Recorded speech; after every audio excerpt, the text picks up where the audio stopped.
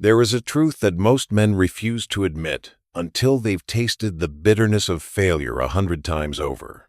That truth is this: attraction is not something you can manufacture. You cannot build it from the scraps of effort. You cannot nail it down with expensive gifts or grand promises. The harder you try to craft it, the faster it slips through your fingers like dry sand. Look around. You know the type. There are men who aren't the loudest in the room. They don't try to impress with tall tales. They don't even pursue in the way we're told to. And yet, something strange happens. Women are drawn to them almost by gravity. It's an invisible pull, a quiet tension that defies logic. The secret doesn't lie in what they do. It lies in what they don't do.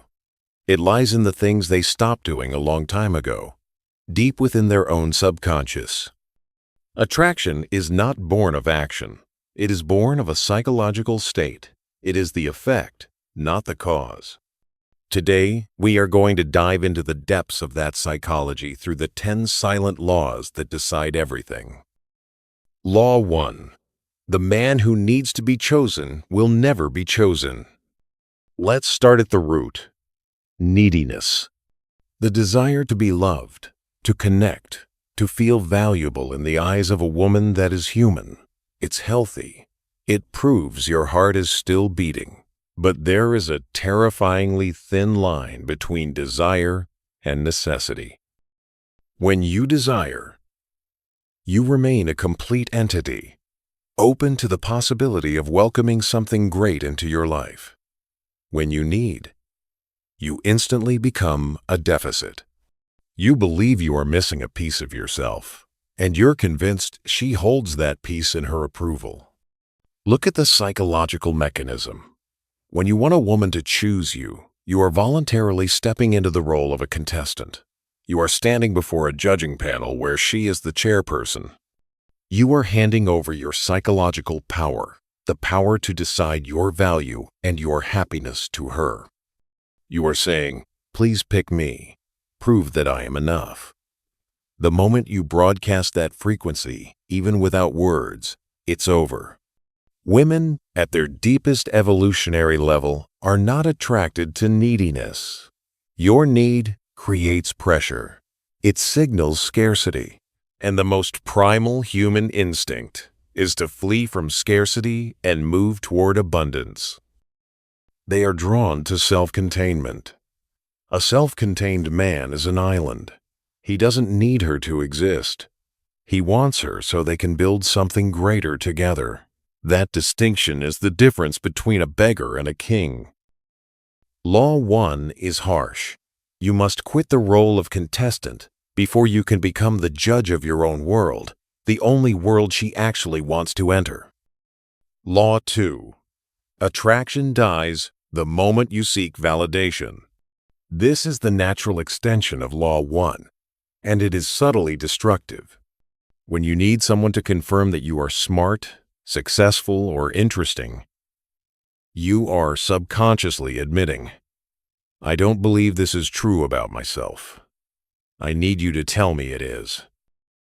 To seek validation is to ask for permission to exist. You are placing your reality in someone else's hands. Observe the subconscious forms this takes. Over-explaining, telling long, unnecessarily detailed stories not to share, but to prove something about yourself. Hyper-responsiveness, replying instantly, agreeing immediately, or justifying yourself at the first hint of doubt because you're terrified she'll lose interest. The need to be right, turning every conversation into a debate to show off your intellect, hoping to win her respect. Every time you do this, you are withdrawing from your attraction bank account. A grounded man understands that he does not need to be understood immediately. He doesn't need the room to nod in agreement. His value is an internal fact, like gravity. It exists whether you acknowledge it or not. Law 3. An emotionally reactive man can never provide safety. We often mistake strength for aggression or being loud, but true strength, the kind that creates primal attraction, lies in the opposite, the ability to not react. A woman, consciously or not, is always scanning for one thing: emotional stability. She isn't looking at your words, she's looking at your reaction to pressure. Imagine this. You get teased. You instantly flush, snap back, or get defensive. You get questioned. You immediately launch into a monologue like a defendant on trial. Something goes wrong. You lose your cool, panic, or get angry. In those moments, she doesn't see a strong man. She sees an unstable emotional system, a ship that is easily capsized by small waves. Her deepest instinct will tell her, it is not safe to invest here. If you cannot master the small storms in your own mind, how can she trust you to lead her through the massive storms of life? The safety a woman craves isn't just physical, it's emotional.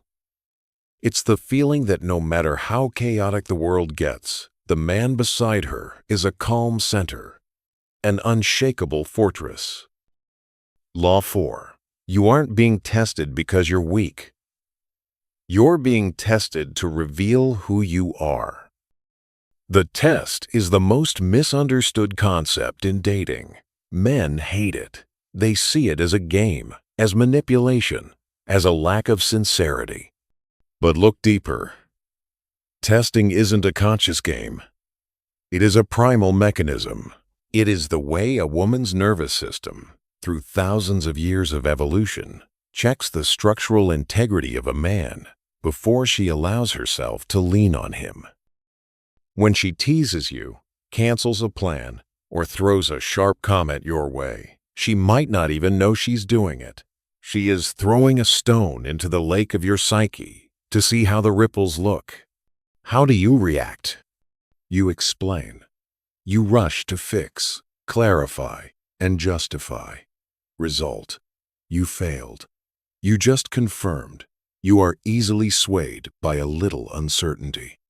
You get annoyed. You huff, puff, or snap back. Result: you failed. You just showed how thin and vulnerable your skin is. You stand still. You absorb it. You don't crumble. You don't chase. You might even give a knowing, mysterious smile. You maintain your frame. In the third scenario, a miracle happens. Attraction sparks. Why? Because she feels, at a deep subconscious level, this man cannot be moved. He has an internal axis that I cannot disrupt. That is what she is looking for. Not a perfect man, but a solid one. Stop fighting the tests. Pass them by simply refusing to acknowledge them as threats. Law 5. The man who cannot withstand silence cannot withstand a woman. Silence is the most honest mirror. It exposes everything you are trying to hide. In a conversation, when a lull happens, it creates a vacuum. Nature abhors a vacuum, and your brain will immediately try to fill it. How you fill it says everything. An insecure man will rush to break the silence with a meaningless question. Try to force a joke. Ask, "Are you okay? Is something wrong?" Assigning her silence to a problem he thinks he caused. He cannot handle the void because there is a larger void inside him. The fear of being boring. The fear of rejection. Silence becomes the evidence of that fear. A strong man understands that silence is not the enemy. It's an ally. It is the space where the unspoken can resonate. He doesn't fill it. He doesn't perform. He just stays there, comfortable, at peace. In that comfort, she feels permitted to relax. She senses a quiet power, a strength that doesn't need to be noisy to prove it exists. Law 6. People-pleasing is an act of self-erasure. Here is the grand paradox. The harder you try to make her like you, the less she is able to. Because the motive behind pleasing is not generosity. It is fear. Pleasing equals fear of loss. When you agree with everything, when you flatter, when you change your plans to suit hers, you are doing it because you are afraid that if you don't, you'll lose her. And fear is the least attractive thing on earth. When you try to please, you are handing her a role she didn't ask for, the judge. Once she sits in that chair, the connection is dead. You are no longer a man. You are a contestant, performing for a score. The irony is, women don't want to be pampered unconditionally. That is boring. It lacks friction. They want to feel they have won the attention of a man of value. A man with real magnetic pull isn't afraid to be disliked. He has opinions. He has boundaries. He says no, because he understands that only when you are strong enough to be rejected are you actually worth being chosen. Law 7. The man who is afraid to walk away will always be dragged along. This is the ultimate test of self-respect. You like her. You've invested time. And then she crosses a line. She disrespects you. She plays hot and cold on purpose. What do? Most men swallow it. They cling. They tell themselves, if I just hold on, it'll get better. In that moment, they've handed over their crown. They've said, I need you more than I need my own dignity. The ability to withdraw not as a trick, but as a natural response of a man who knows his worth is the most powerful boundary you have. Walking away doesn't mean a loud argument or an ultimatum. It is a quiet withdrawal of investment. It is taking your energy back and giving it to yourself. Absolute availability kills desire. People only crave what they know they could lose. The man who stays out of fear will never be desired. He will only be tolerated. Law 8.